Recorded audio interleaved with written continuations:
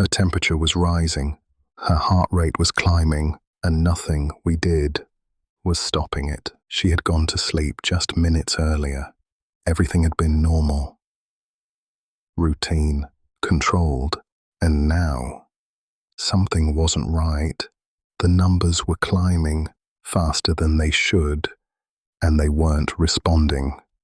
That's when it becomes dangerous, because numbers are supposed to respond, and when they don't, something is wrong. I remember meeting her earlier that day in the anaesthetic room. She wasn't alone. Her husband was there, and their child. Small, quiet, watching everything. She looked nervous. Not outwardly, but you could see it. The way she held her husband's hand, just a little tighter than usual. We spoke. I explained everything, step by step. How she would go to sleep. How I would be there the whole time. How everything would be monitored, controlled, safe. She nodded, trying to relax. Her husband looked at me, wanting reassurance, and I gave it, confidently, calmly. Because at that point, I believed it. There was nothing to suggest otherwise. Young, healthy, first anaesthetic, no history, no red flags, just routine. The induction was smooth. Propofol running in, that familiar moment where everything slows, her eyes closing, her grip loosening, then the muscle relaxant, the airway secured, tube passed, cuff inflated, ventilation established, the monitors settled, heart rate normal, blood pressure stable, oxygenation perfect, everything exactly as expected. The surgery began, and for a while, everything stayed that way. Quiet, predictable, the kind of case you don't think about again. Until something changed. At first, it was subtle. You noticed her skin, slightly moist, a sheen across her chest, not unusual. The patient warmer, that was the first thought. Too warm. You reach over, turn it down. Simple, explained, but something didn't sit right. Then you noticed the heart rate, climbing, not dramatically at first, just enough to catch your attention. You watch it, it continues to rise.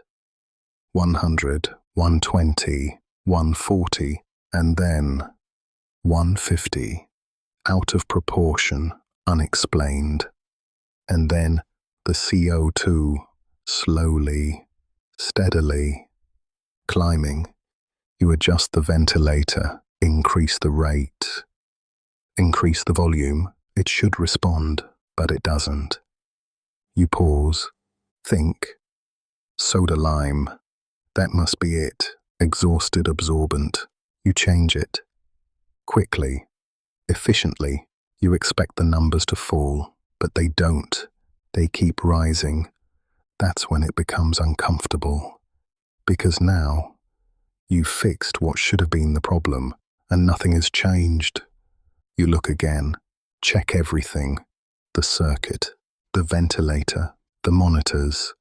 Everything looks right, and yet the numbers keep climbing. Heart rate, higher.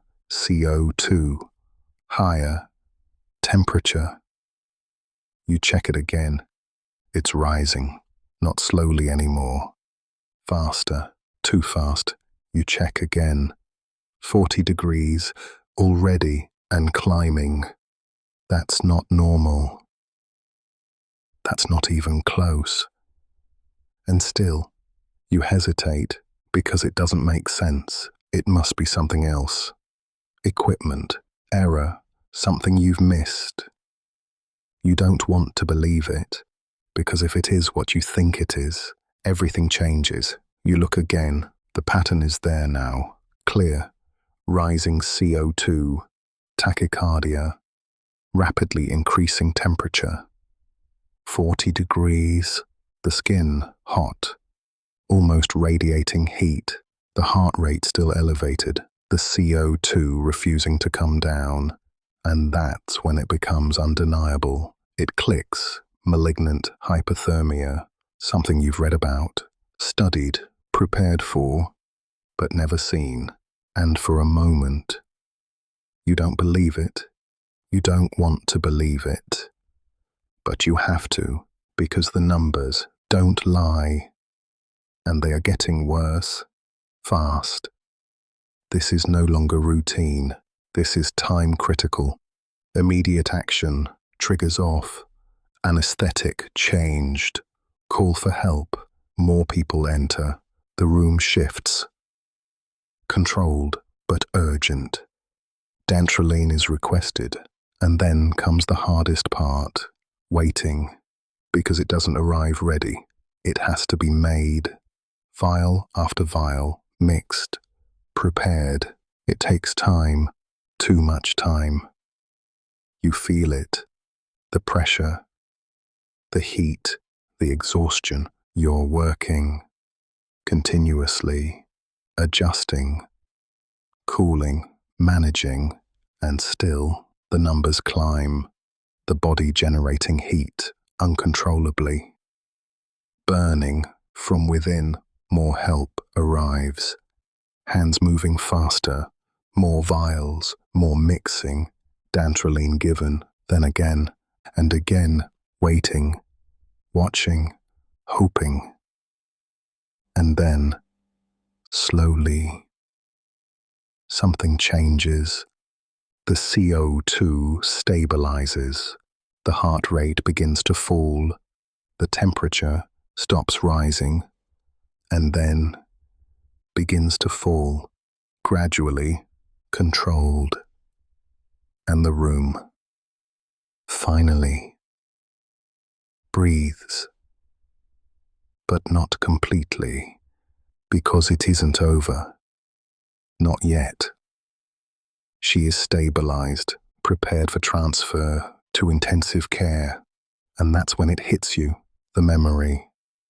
Her, in the anaesthetic room, holding her husband's hand. Her child, watching.